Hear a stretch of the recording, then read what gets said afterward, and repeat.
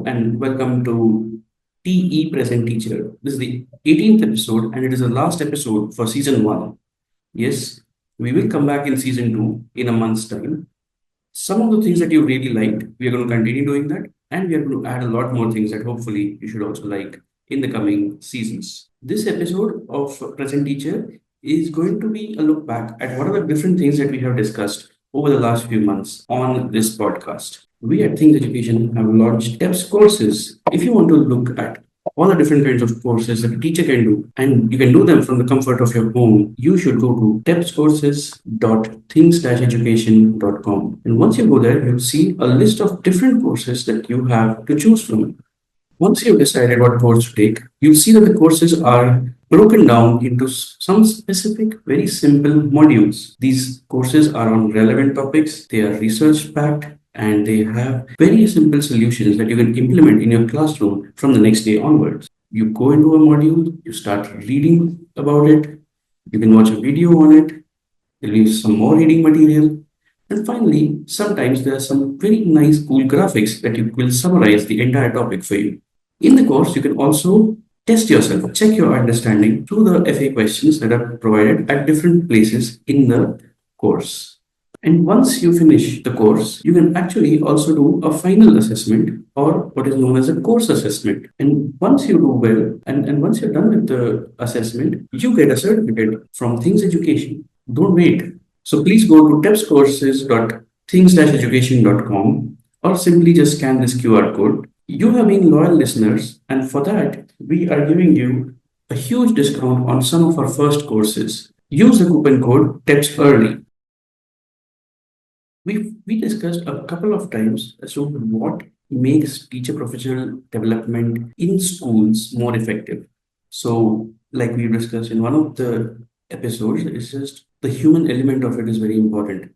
Just showing up, just building the trust, and using teachers' experience, or leveraging that experience and actually helping teachers out do that little bit better are things that are useful. See, the first thing is to get teachers buy-in, right? When will teachers actually buy into a professional development course or training program or sessions? It's not too nuanced. It's not about motivation. It's not about how the program is designed. I think, at least in our experiences, what we've seen is teacher buy-in begins when we as facilitators of those sessions show up continuously and show up uh, regularly, so that teachers, see us often enough to start building familiarity over time, start building trust that these people are here to stay and they're not just one uh, experts who are coming in to lecture us. In those sessions, respecting, showing respect for every teacher's experience. That's also something that's a very high level point which has worked really well for us. Not dismissing any teacher's concerns or opinions shows them that we're here to work with them, with their context, with their struggles, and not just giving them advice from the outside without really understanding or respecting their experiences. So it is kind of implying that these teacher professional development sessions should not be episodic or just once in a year or maybe once in lifetime or whatever. When we say that okay, teacher professional development needs to be continuous, we then have to ensure that whether it's the government who's looking at government schools or the school leadership, they need to actually plan for this. And when I say plan for this, that means budget time, budget money, budget stuff. I think with good reason, more experienced teachers are more skeptical and resistant to these teacher professional development sessions because a lot of their experiences with these kind of sessions has been really not helpful. Then we spoke about how teachers need feedback on the new things that they're doing. They're learning something, they're implementing it in the classroom. They need people to look at them and give them good constructive feedback. And also spoke about the role of bias and subjectivity in classroom observations as well. Why is classroom observation even needed? Of course, the first thing is that it's a way of holding the professionals who are going in as experts accountable to ensure that what they are presenting as strategies of teaching or learning are actually implementable in a classroom and not just theoretical. So it's holding the expert accountable to that. Uh, and secondly, of course, it holds the teacher accountable, ensuring that the teacher is actually implementing things that are implementable. So one aspect of it is accountability, and the second aspect of it is support. That if there are issues that teachers are facing in implementation, if they're unable to understand how this translates to a classroom setting, uh, the expert has to be there as a support person to help that process along. If we have to put it in one sentence, what the school leadership needs to look out for in these sessions is whether um, strategies that have been talked about in a professional development session are being implemented. Why A habits get formed and why it's so difficult to unlearn those habits. So let's start with why are habits formed? As soon as teaching becomes subconscious or spinal, there are these habits that will creep in. And once we have gone through a TPD session as a teacher, one of the things that we need to do is keep teaching in our conscious mind so that we are making sure that we are making those small changes that were discussed in the TPD sessions. How can we break down teacher professional development? What are the different elements that need to be there? And what would you say are the good traits of those elements? What we've seen over the past few years is that it's usually just a check box that schools have to go through. We also spoke a lot about the different pedagogical approaches. For example, one was problem based learning. What is problem based learning? What to expect from students in problem based learning? What not to expect from students in problem based learning? What are the kind of skills that the students are building? Problem based learning is basically a pedagogical approach that pushes students to drive their own learning by presenting them with a problem. And here, a problem means something that is based in real life and something that is complex. It doesn't have a straightforward one word, one sentence answer. It's a complex problem that requires a lot of different perspectives, a lot of different pieces of knowledge to be put together to solve it. The biggest positive is the context that this kind of an approach creates for students. So, like I said earlier, problem based learning presents students with a real life problem, um, which they then have to solve through their lessons. And this creates good context for students to understand what they're learning in school, how that can be applied to their real life, to the outside world. I think there would be, certain kinds of skills or knowledge that you gain would work better with problem-based learning.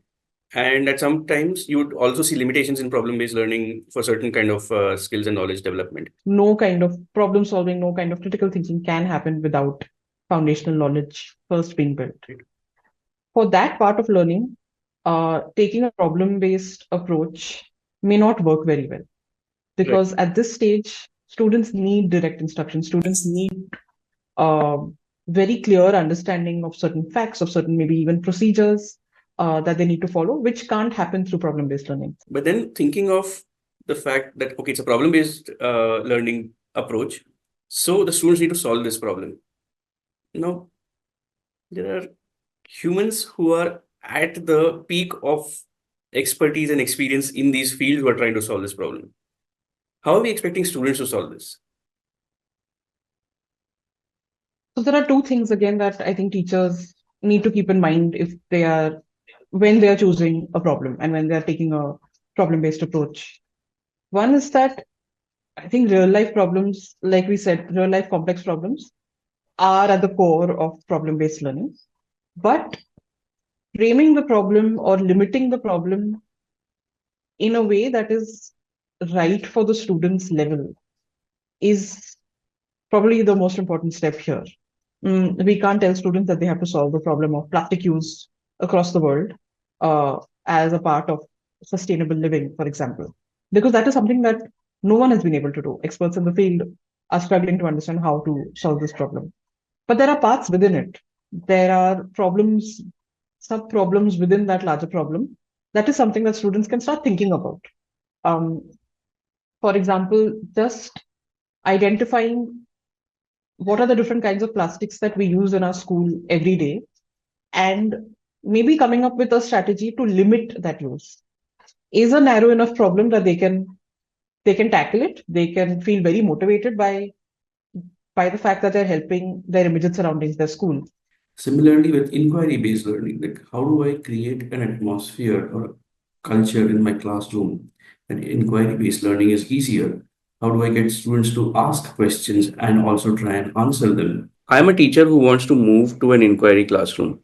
I have been doing, more traditional methods of teaching, and I wanted to move to an inquiry classroom. What is it that I need to do? There needs to be quite a bit of change in the culture of the classroom.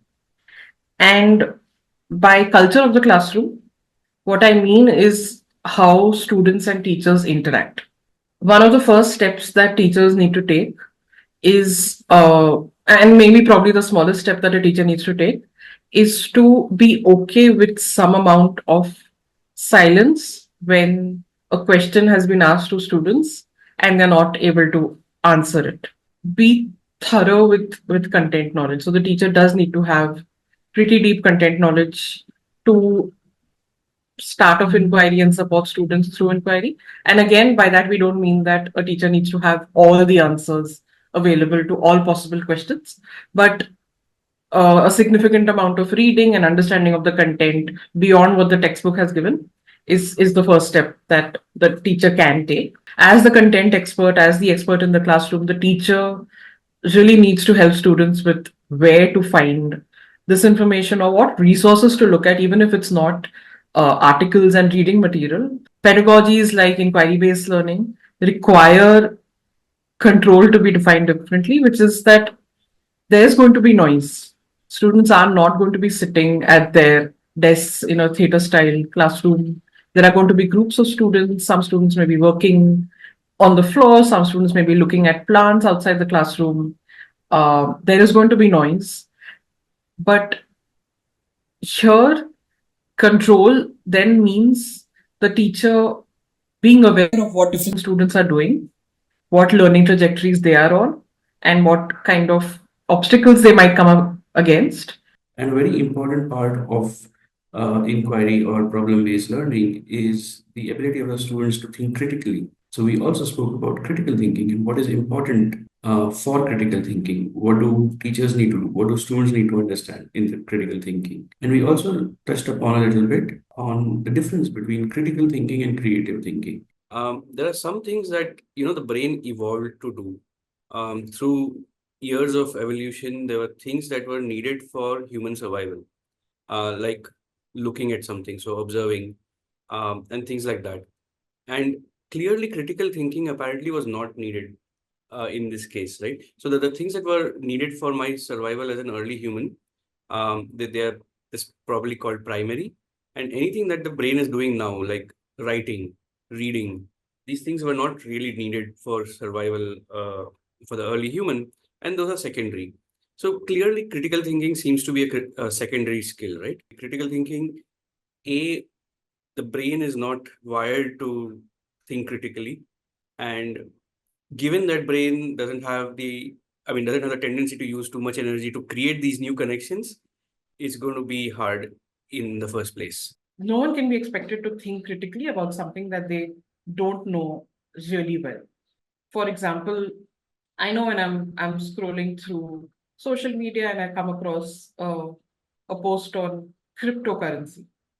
Very often I can read all the words. I know what each word means individually. Maybe I don't know a couple of the words because they're new terms, but I know about 90% of the terms or the words individually. None of it makes sense together for me.